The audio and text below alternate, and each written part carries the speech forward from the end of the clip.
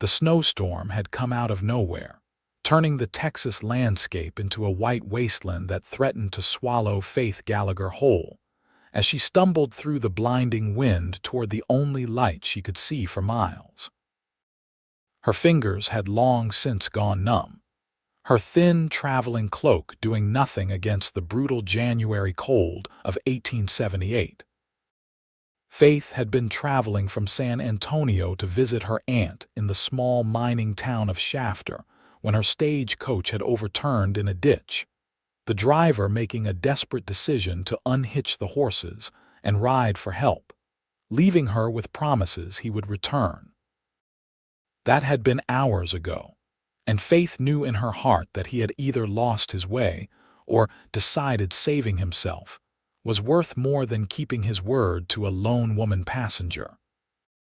She had wandered in what she hoped was the direction of civilization, her boots sinking into snow that Texas rarely saw, her lungs burning with each gasping breath. When the light appeared through the white curtain of snow, Faith felt tears freeze on her cheeks. She did not know if it was a homestead, a line shack, or a miracle, but it was shelter, and shelter meant life. Her legs could barely carry her the final 100 yards. She fell twice, forcing herself back up both times with sheer willpower, her body shaking so violently she could hear her teeth chattering.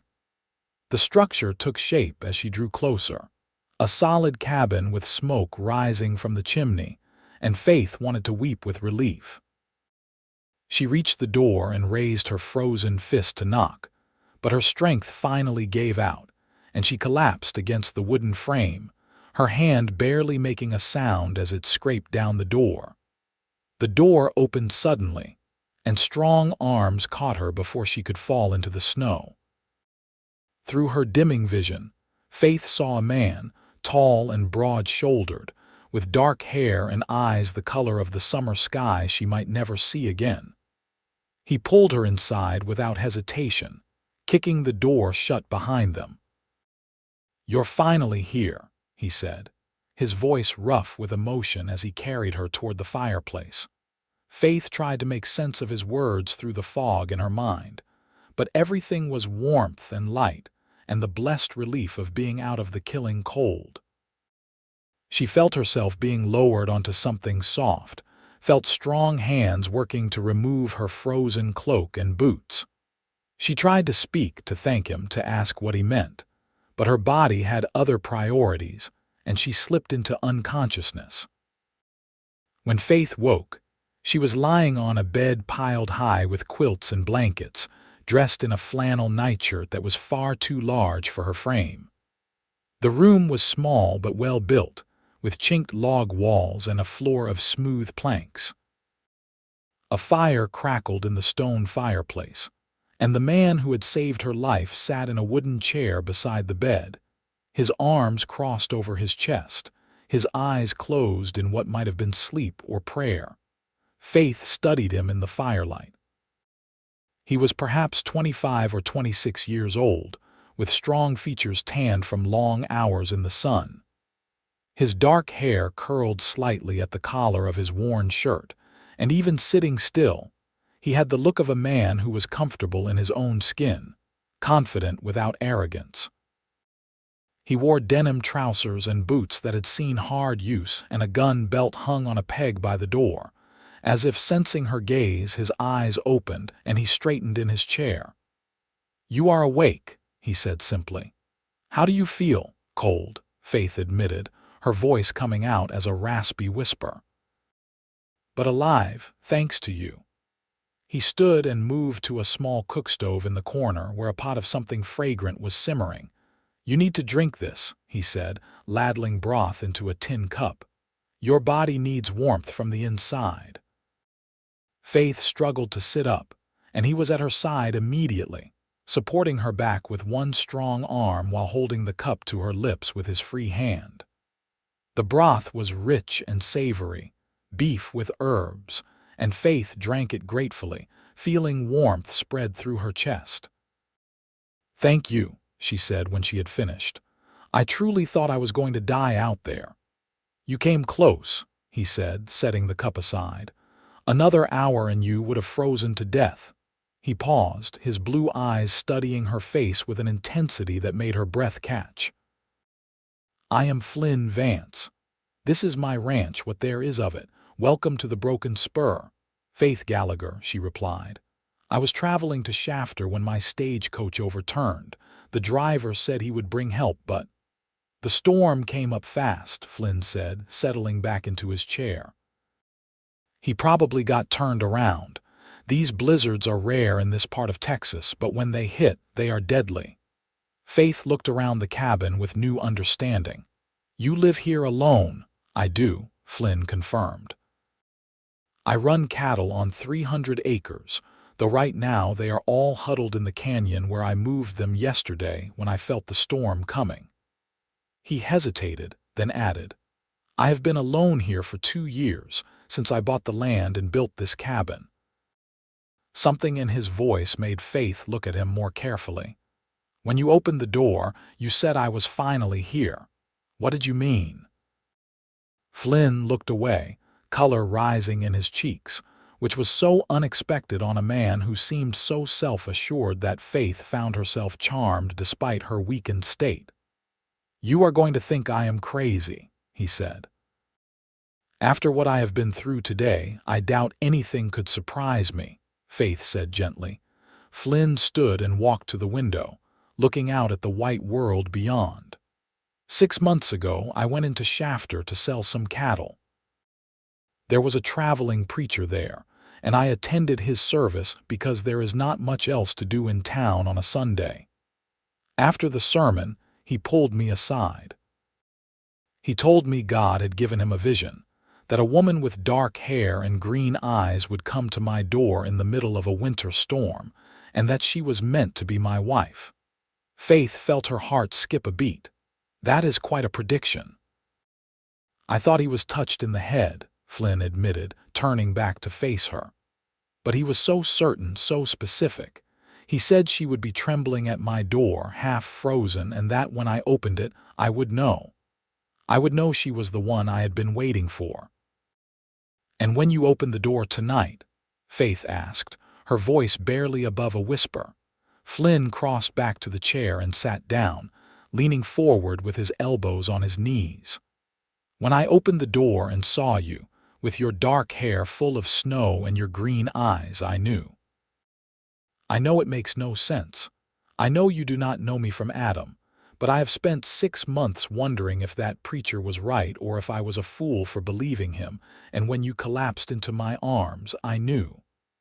He rubbed his hand over his face. "I am sorry.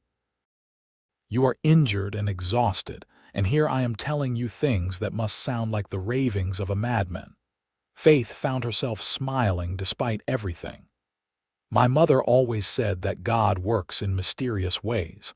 I suppose having a preacher predict your future is no stranger than anything else." She pulled the quilts closer around herself. "Though I confess I am not quite ready to commit to marriage with a man I just met, vision or no vision." To her relief, Flynn laughed, a warm, genuine sound that filled the cabin. "I would think less of you if you were. I am just glad I was able to get you inside before you froze to death. The rest, well, I suppose we will see what we will see." They fell into a comfortable silence, and Faith found her eyelids growing heavy again. "How long was I unconscious?" she asked. "About 4 hours," Flynn said. "It is past midnight now. The storm is still going strong, and I do not expect it to clear before morning, maybe not even then. You should rest. We can talk more when you are stronger." Faith wanted to protest, wanted to learn more about this man who claimed she was meant to be his wife, but her body had other ideas. She slipped back into sleep with the image of his blue eyes and gentle smile following her into her dreams. When she woke again, pale sunlight was filtering through the window, and the sound of the howling wind had ceased. Flynn was at the stove, cooking something that smelled wonderful, and Faith realized she was ravenously hungry. "Good morning," Flynn said, noticing she was awake. "How do you feel today?" Much better, Faith said honestly. Her fingers and toes were sore and her muscles ached from her ordeal, but the bone-deep cold was gone, and very hungry. That is a good sign, Flynn said approvingly. He brought her a plate piled with eggs, bacon, and thick slices of bread toasted over the fire. Faith ate like she had never seen food before, and Flynn watched with obvious satisfaction. When she had finished, he helped her stand and walk to the window.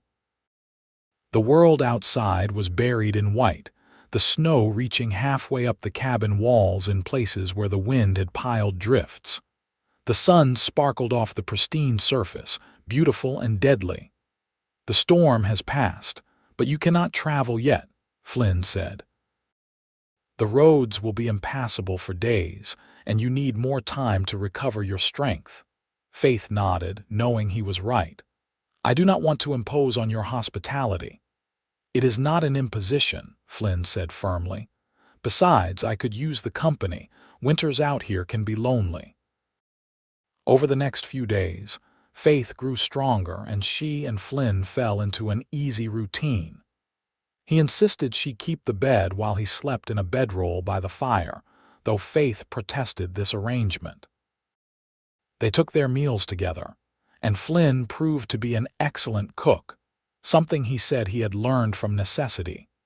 Faith learned that Flynn had come to Texas from Missouri after the war, though he did not speak much about those years. He had worked as a ranch hand and a drover, saving every penny until he had enough to buy his own land. He had chosen this spot because of the natural canyon that provided shelter for cattle and the creek that ran year-round, fed by springs in the hills.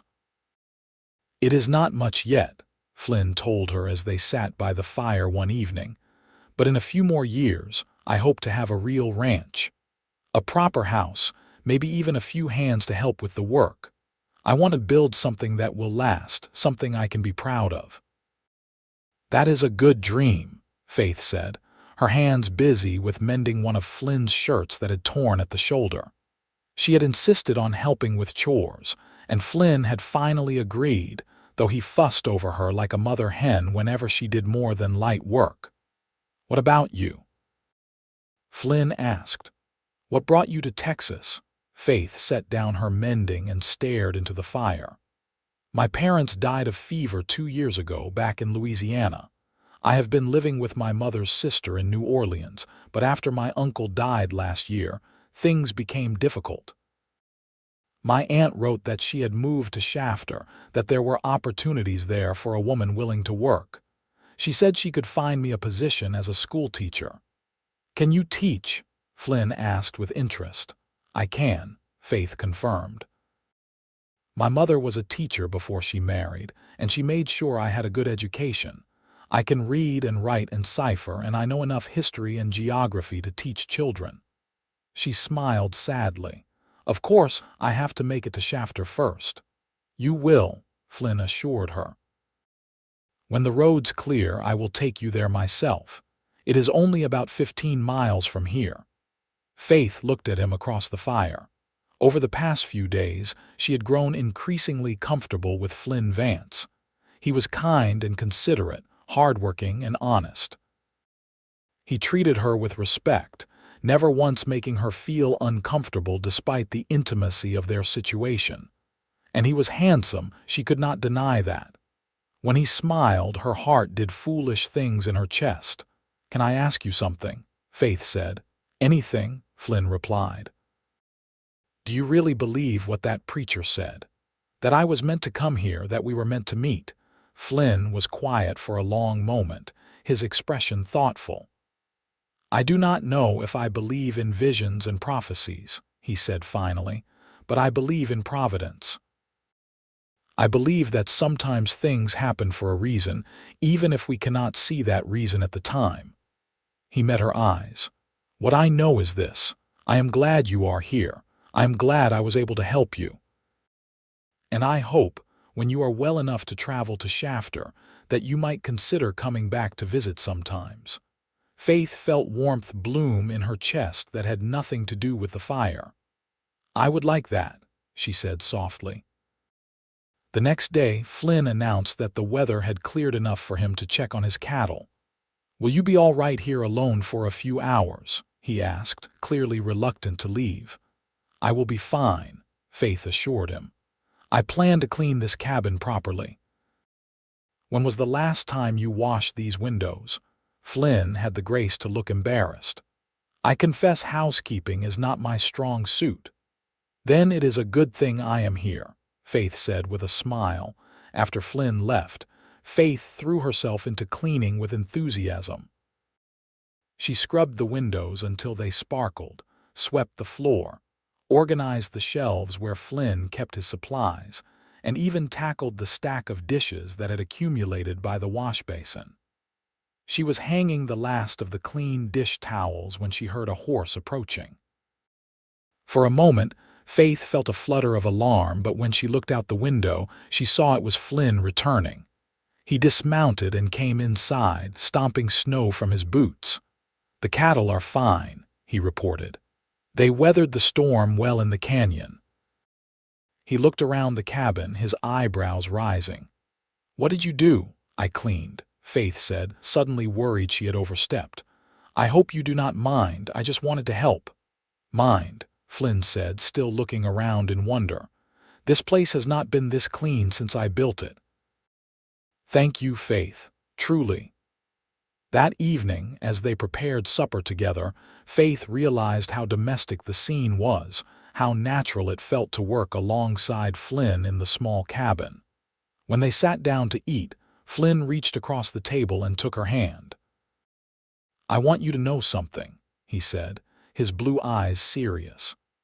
"These past few days have been the happiest I have had in a long time.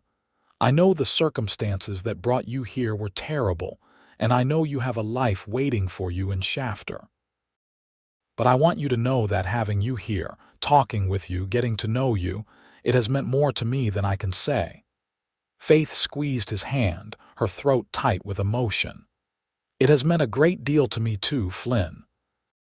You saved my life, but more than that, you have been kind and patient and good. I will not forget that." They held hands across the table for a long moment, neither wanting to break the connection. Finally, Flynn cleared his throat and released her, but the warmth in his eyes remained. The following day brought the sound of horses and men's voices. Flynn went to the door and Faith heard him greeting someone. A moment later, he came back inside with two men, both covered in snow. "Faith, this is Tom Morrison and his son Jake. They are my neighbors from about 10 miles south. They have been checking on folks after the storm." Tom Morrison was a weather-beaten man in his 50s with kind eyes. His son Jake looked to be about 20, with his father's features and a friendly smile. "We heard about the stagecoach accident," Tom said, pulling off his hat. "The driver made it to Shafter, but he said there was a woman passenger he had to leave behind. When the weather cleared, the sheriff organized search parties. Flynn, I am glad she found her way to you." "So am I," Flynn said, his eyes meeting Faith's. "My wife sent some supplies," Tom continued, pulling a package from his coat. "Dresses and things. She figured if the lady was traveling, she might need fresh clothes." Faith accepted the package gratefully. "Please thank Mrs. Morrison for her kindness. She would like to meet you properly once the roads are clear," Tom said. "We do not get many new folks out this way, and she is always eager for female company." After the Morrisons left, Faith opened the package to find two simple but clean dresses, along with underthings and stockings. That night, she retreated to the privacy of a corner Flynn had curtained off for her, and changed out of the flannel nightshirt she had been wearing. When she emerged in one of the dresses, a dark green calico that brought out the color of her eyes, Flynn stared at her openly. "You look beautiful," he said, and the sincerity in his voice made Faith blush. "Thank you," she said, smoothing down the skirt. "It feels good to be properly dressed again." As January turned into February, the snow began to melt, creating muddy rivers that made travel difficult but not impossible. Faith knew she should ask Flynn to take her to Shafter, to her aunt, and the teaching position that awaited her. But every time she opened her mouth to say the words, something stopped her. The truth was, she did not want to leave. Over the past weeks, she had fallen in love with Flynn Vance, though she had not said the words aloud. She loved his quiet strength, his gentle humor, the way he sang off-key while doing chores and did not care who heard. She loved his dedication to building his ranch, his kindness to his animals, and the respect with which he treated her. And she loved the way he looked at her, like she was something precious and rare. Flynn, for his part, had been nothing but respectful, never pushing for more than friendship, though Faith sometimes caught him watching her with such longing in his eyes that it took her breath away. They talked for hours by the fire, sharing their hopes and dreams, their fears and regrets. They worked side by side during the day, Flynn teaching Faith about ranch life while Faith taught him to read and write better, something he admitted he had never been very good at.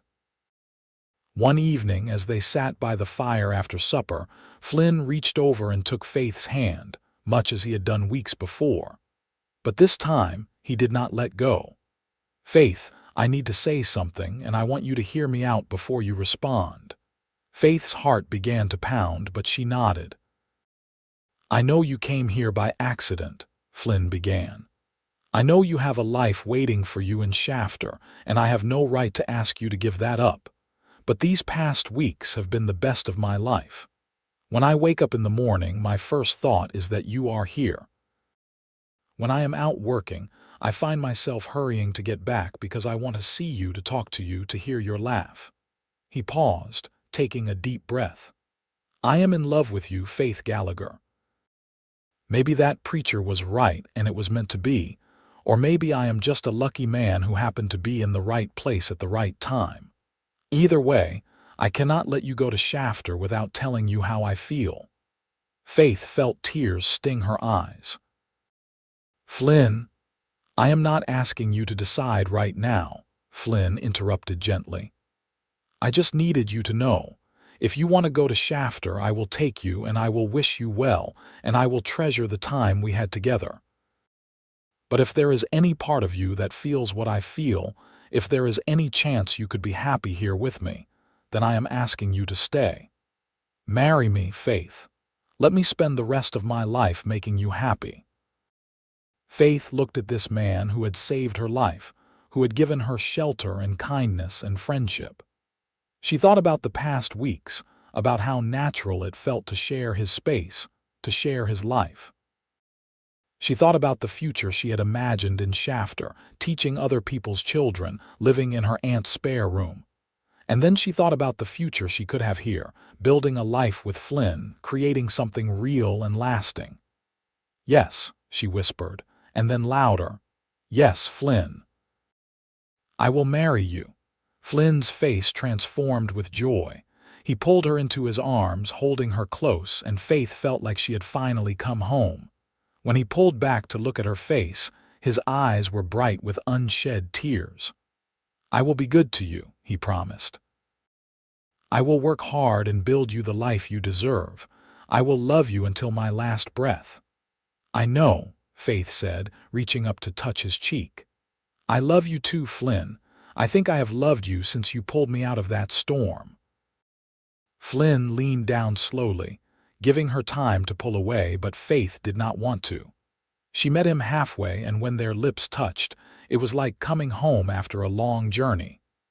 The kiss was gentle and sweet, full of promise and hope. When they finally pulled apart, both were breathless and grinning like fools. "We should do this properly," Flynn said. "I want to take you to Shafter to meet your aunt, to let her know you are safe, and we need to see the preacher about getting married. The same preacher who had the vision." Faith asked with a smile. "If he is still in the area, yes," Flynn said. "I would like to tell him he was right." 2 days later, when the roads had dried enough for travel, Flynn hitched his wagon and they set out for Shafter. The town was small but bustling, serving the silver mines that dotted the surrounding hills. Flynn took Faith directly to the address her aunt had given her, a small house on the edge of town. Aunt Margaret opened the door and burst into tears at the sight of her niece. "Faith, thank God. We heard about the accident, and when they could not find you, I feared the worst." Faith embraced her aunt, introducing Flynn and explaining everything that had happened. Margaret Gallagher was a practical woman who had lived through enough hardship to be pragmatic about life. When Faith told her about Flynn's proposal and her acceptance, Margaret looked the young rancher up and down with a critical eye. "Do you love my niece?" she asked bluntly. "With all my heart," Flynn answered without hesitation. "Can you provide for her?" "I have 300 acres and 200 head of cattle. The ranch is small now, but it is growing. Faith will never want for anything I can give her. Will you treat her with respect and kindness every day of our lives?" Margaret nodded, satisfied. "Then you have my blessing, not that you needed it. Faith is of age and can make her own decisions, but I am glad to see she is choosing wisely." She turned to her niece. "Are you sure about this, child? You have only known him a few weeks." "I am sure, Aunt Margaret," Faith said, taking Flynn's hand. "I know it seems sudden, but when something is right, you just know." Margaret smiled, her eyes misty. "Your mother said the same thing about your father. She met him on a Tuesday and was engaged by Saturday. They had 30 happy years together before the fever took them. If you are anything like her, you know your own heart." They spent the rest of the day in Shafter, making arrangements for the wedding. The preacher was indeed still in the area, and when Flynn told him about Faith and how she had come to his door during the storm, the old man wept with joy. "The Lord is good," he said, clasping both their hands. "He showed me your future, son, and I am honored to be the one to join you in marriage." They decided to marry the following Saturday, giving Margaret time to help Faith prepare and Flynn time to make the cabin ready for a proper wedding celebration. The week passed in a whirlwind of activity. Margaret helped Faith sew a simple but beautiful dress of white muslin, while Flynn invited the Morrisons and the few other neighbors scattered across the vast Texas landscape. On the morning of the wedding, Faith stood in her aunt's room, looking at herself in the mirror. The dress fit perfectly, and Margaret had lent her a strand of pearls that had belonged to Faith's mother. Her dark hair was pulled back in a simple style, and her cheeks were flushed with excitement. "You look beautiful," Margaret said, adjusting the pearls. "Your mother would be so proud." "I wish she could be here," Faith said softly. "She is," Margaret assured her. "In here." She touched Faith's heart. "Now let us get you to that church. You have a good man waiting for you." The church was small, built of adobe with a wooden cross above the door. Inside, Flynn stood at the altar with Tom Morrison beside him as his best man. He wore a new suit, and his hair was slicked back, and when he saw Faith walking down the aisle, his face lit up with such love that Faith felt tears sting her eyes. The ceremony was simple but heartfelt. When the preacher asked if they would love and cherish each other for all their days, both answered with firm, clear voices. Flynn's hands shook as he slid a simple gold band onto Faith's finger, a ring he had purchased in Shafter with money he had been saving for a new plow. "I now pronounce you man and wife," the preacher said with a beaming smile. "You may kiss your bride." Flynn cupped Faith's face in his hands and kissed her tenderly, and the small gathering erupted in applause. As they walked back down the aisle as husband and wife, Faith caught Flynn's eye, and they shared a smile that was full of promise. The Morrisons hosted a small celebration at their ranch, which was larger and more established than Flynn's broken spur. Sarah Morrison had prepared a feast, and the small group of neighbors celebrated late into the afternoon. Faith was touched by how warmly everyone welcomed her, how eagerly they offered advice and friendship. As the sun began to set, Flynn helped Faith into the wagon and they set out for home. The ride was quiet, both of them tired but happy. When the cabin came into view, Flynn pulled the horses to a stop. "Wait here," he said, jumping down. He came around to Faith's side and held out his arms. "Let me carry you across the threshold properly." Faith laughed, but allowed him to lift her down and carry her to the door. Inside, she gasped. The cabin had been transformed. Fresh flowers sat on the table. Someone, probably Sarah Morrison, had brought new curtains for the windows, and the bed was piled high with what looked like new quilts. "The Morrisons came by yesterday to help me prepare," Flynn explained, setting Faith down gently. "Sarah said a bride deserves a proper home to start her married life." Faith looked around, her heart full. "It is perfect," she said. "Everything is perfect." Flynn pulled her close, his arms encircling her waist. "Are you happy?" he asked, a note of vulnerability in his voice. "Happier than I ever dreamed I could be," Faith assured him. She reached up and kissed him, pouring all her love and hope into the gesture. That night, as they lay together in their marriage bed, Faith traced patterns on Flynn's chest with her fingertips. "Do you ever think about how strange it is?" she asked. "That storm could have killed me. The stagecoach could have overturned in a different place. So many things could have gone differently." "I think about it all the time," Flynn admitted. "And every time I thank God that things happened exactly as they did. That preacher was right, Faith. You were meant to be here. You were meant to be mine." "And you were meant to be mine," Faith said, kissing his shoulder. "My wonderful, kind, strong husband." The winter gave way to spring, and Faith threw herself into life on the ranch with enthusiasm. She learned to milk the cow Flynn had purchased from Tom Morrison, to tend the vegetable garden she planted behind the cabin, and to cook over the fire until she could produce meals that impressed even Flynn, who claimed everything she made was the best he had ever tasted. In the evenings, they would sit on the porch Flynn built as a wedding gift, watching the sun set over the Texas hills. Faith would read aloud from books they borrowed from the small library in Shafter, while Flynn whittled or worked on repairing tack. It was a simple life, but it was theirs, and Faith treasured every moment. By summer, Faith realized she was pregnant. She told Flynn one evening as they sat by the creek, dangling their feet in the cool water. For a moment he was silent, and then he let out a whoop of joy that startled the birds from the nearby trees. He pulled Faith into his arms, spinning her around until she was dizzy with laughter. "We are going to have a baby," he kept saying, wonder in his voice. "We are going to be parents."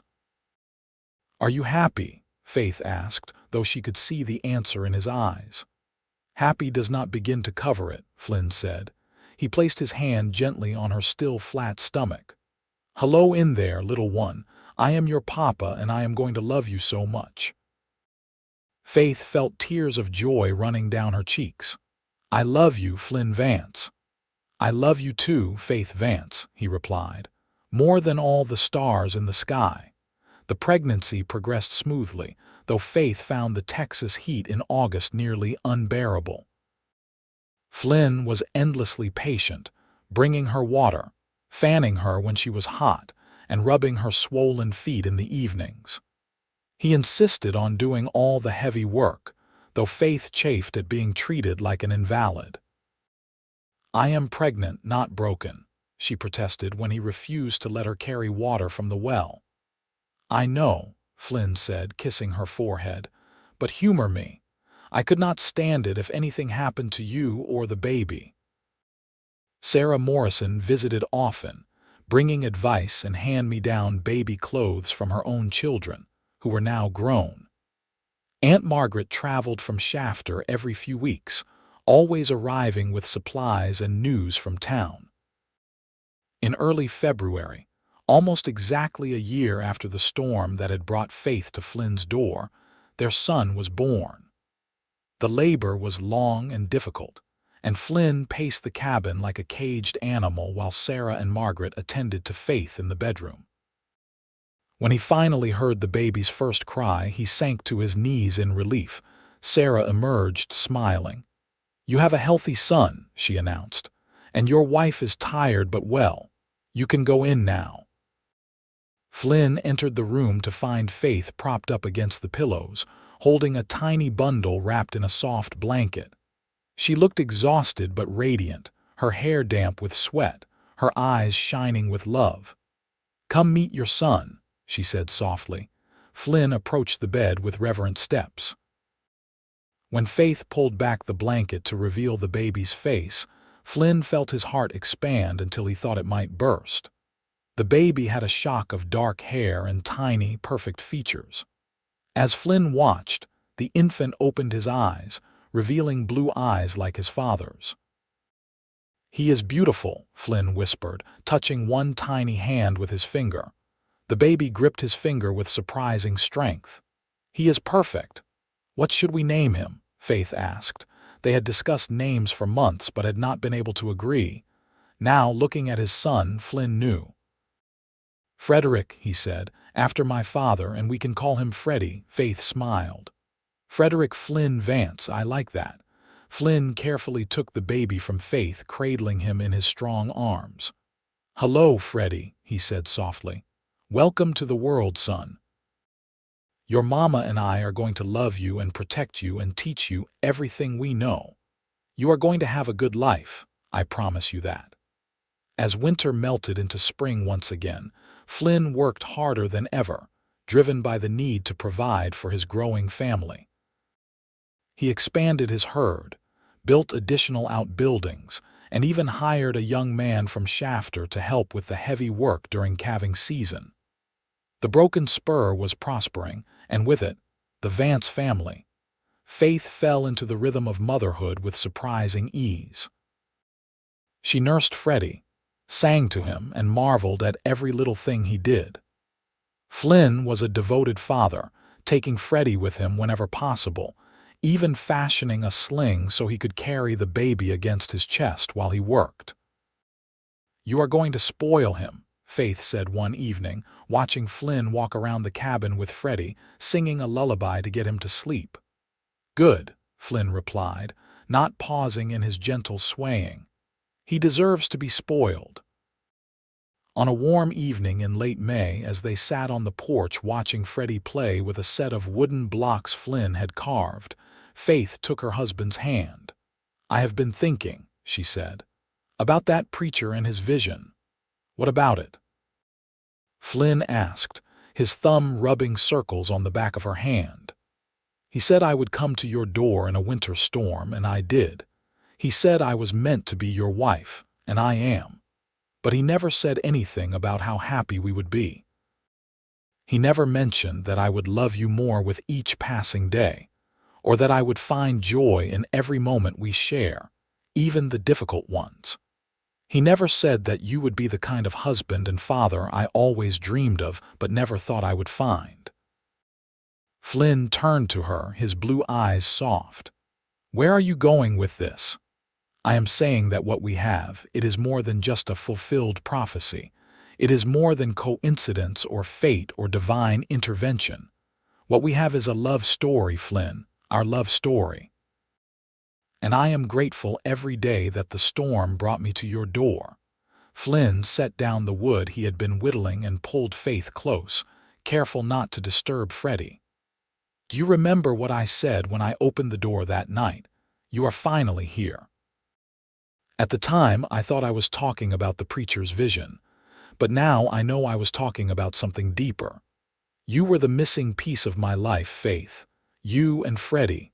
You are my home, my heart, my everything." They kissed as the sun set over the Texas hills, painting the sky in shades of gold and pink. Freddie looked up from his blocks and laughed, clapping his hands at his parents' display of affection. The years rolled by like the changing seasons. Freddie grew into a bright, energetic boy who followed his father everywhere, learning to ride almost before he could walk. When he was 3, Faith gave birth to twin girls, whom they named Florence and Felicity. Flynn cried when the doctor told him he had daughters, overwhelmed by the responsibility of raising girls in the rough frontier. "What do I know about raising girls?" he asked Faith in a panic. "You will learn," Faith assured him, laughing at his expression, "just like you learned everything else." And learn he did.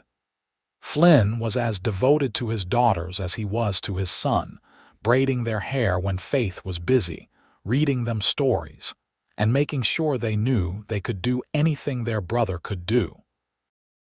The girls worshipped their father in return, and the sound of their laughter became the sweetest music in the Vance household. The broken spur continued to grow. Flynn built a proper house, larger and more comfortable than the cabin, though they kept the cabin as a storage building and guest house. They added more land, more cattle, and eventually, a small stable of horses. Flynn hired several hands to help with the work, and Faith found herself managing a small household staff as well as raising their children. Life was not without its challenges. There were years when drought threatened their water supply, winters when they lost cattle to cold or predators, and the ever-present danger of accidents and illness. But through it all, Flynn and Faith faced everything together, their love growing stronger with each shared trial and triumph. When Freddie turned 10, Flynn began teaching him the business of running a ranch in earnest. The boy took to it naturally, showing the same dedication and work ethic as his father.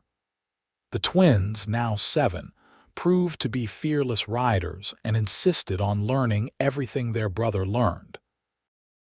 One evening, as Faith watched Flynn work with Freddie on roping techniques while the twins cheered them on, Aunt Margaret, who had come for a visit, sat down beside her on the porch.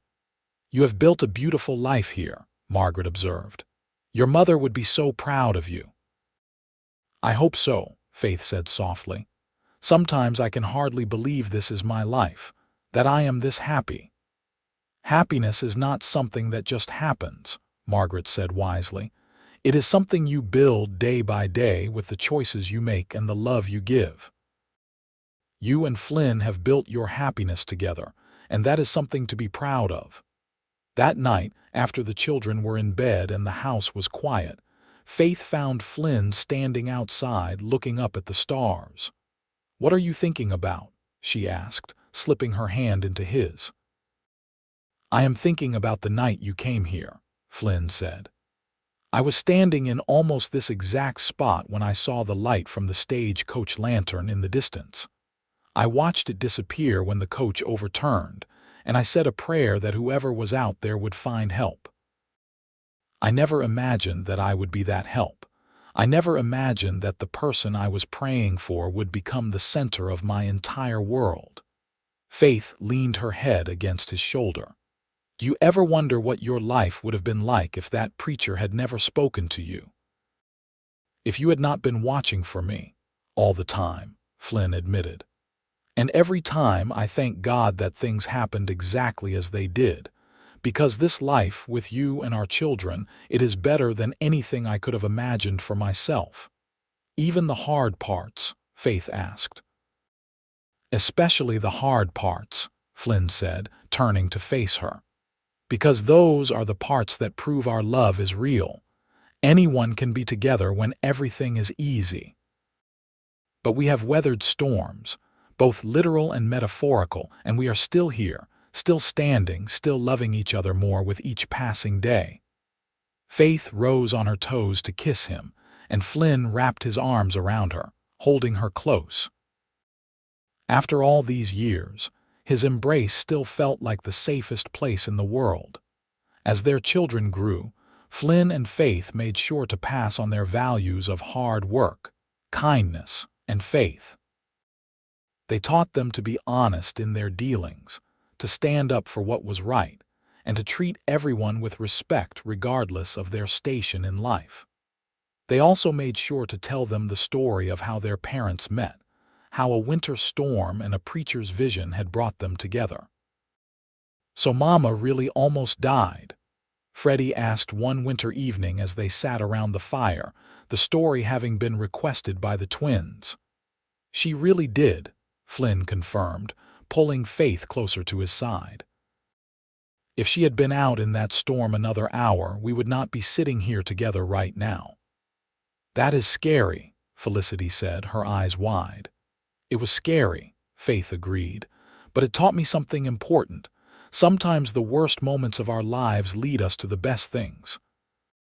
"If that storm had not happened, if the stagecoach had not overturned, I would never have met your father.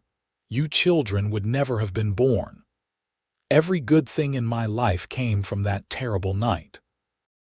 "God works in mysterious ways," Florence added, repeating a phrase she had heard from her parents countless times. "He does indeed," Flynn said, kissing the top of his daughter's head. When Freddie turned 18, he told his parents he wanted to expand the ranch's operations into horse breeding. He had a gift with horses, a gentle touch, an intuitive understanding that reminded Flynn of the best horsemen he had known. Together, father and son began acquiring breeding stock, building additional stables, and establishing the Broken Spur as a premier source for quality horses in West Texas. The twins, now 15, were equally involved in the ranch operations, though they also had academic ambitions.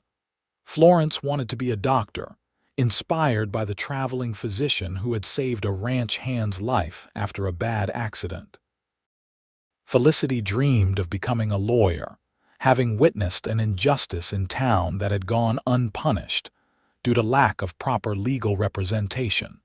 Flynn and Faith supported their daughter's dreams, even as they worried about the challenges the girls would face in pursuing professional careers. But they had not raised their children to accept limitations based on gender or circumstance, and they were not about to start now. On their 20th wedding anniversary, Flynn surprised Faith with a trip to San Antonio. They left the ranch in Freddie's capable hands and spent a week in the city, staying in a proper hotel and eating in fine restaurants. It was the first time they had been truly alone since before Freddie was born, and they treasured every moment. On their last evening in San Antonio, they walked along the river as the sun set, hand in hand as they had been for 20 years. "You have any regrets?" Flynn asked, a question he had never dared voice before. Faith stopped walking and turned to face him. "Not a single one," she said firmly. "Do you?" "Only that I did not meet you sooner," Flynn replied. "But then I remind myself that we met exactly when we were supposed to. Everything in our lives led us to that moment when you appeared at my door in the storm, and everything since has been a gift." Faith cupped his face in her hands. "You are the best thing that ever happened to me, Flynn Vance. You are my love, my partner, my home. I would walk through 1,000 storms if it meant finding you at the end."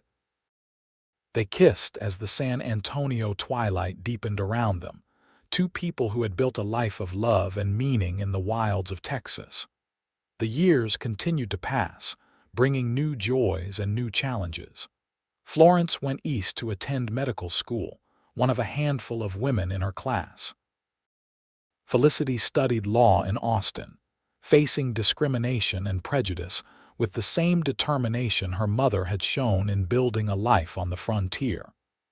Freddie married a sweet girl from Shafter named Emma, and they gave Flynn and Faith their first grandchild, a boy they named Flynn Jr.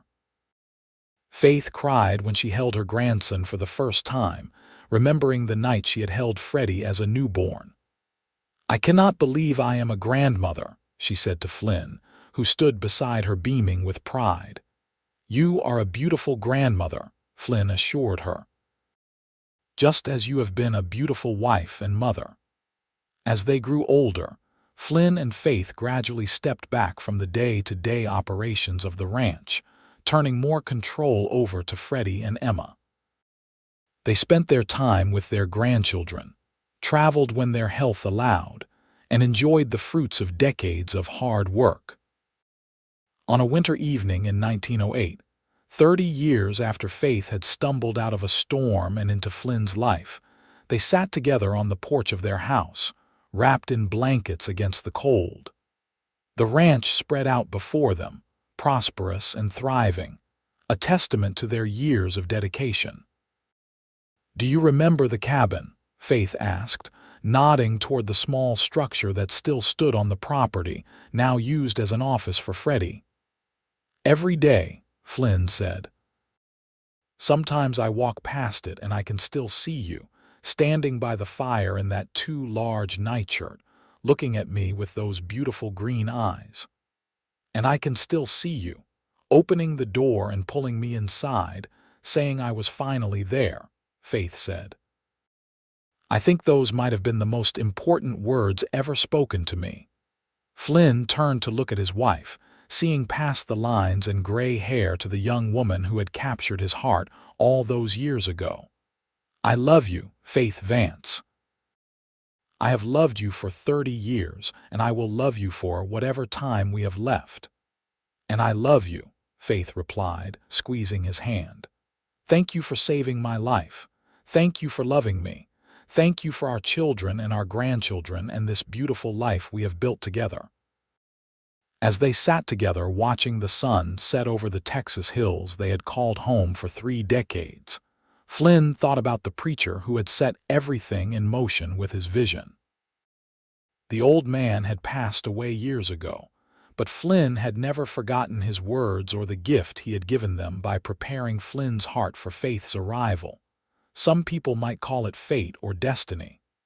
Others might credit divine intervention or simple coincidence.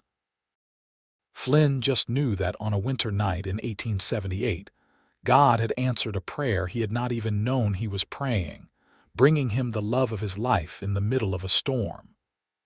Everything else, all the joy and love and family they had built, had flowed from that one miraculous night. As darkness fell and stars began to appear in the vast Texas sky, Flynn and Faith went inside, walking hand in hand as they had done for 30 years. Behind them, the Broken Spur Ranch stretched across 3,000 acres, home to hundreds of cattle and horses, to their son's family and the hands who worked the land. But at the heart of it all was a simple cabin where a cowboy had once opened his door to a trembling woman and spoken words that changed both their lives forever. "You are finally here." And she had been. Not just at his door, but in his heart, where she would remain for all the days of his life and beyond.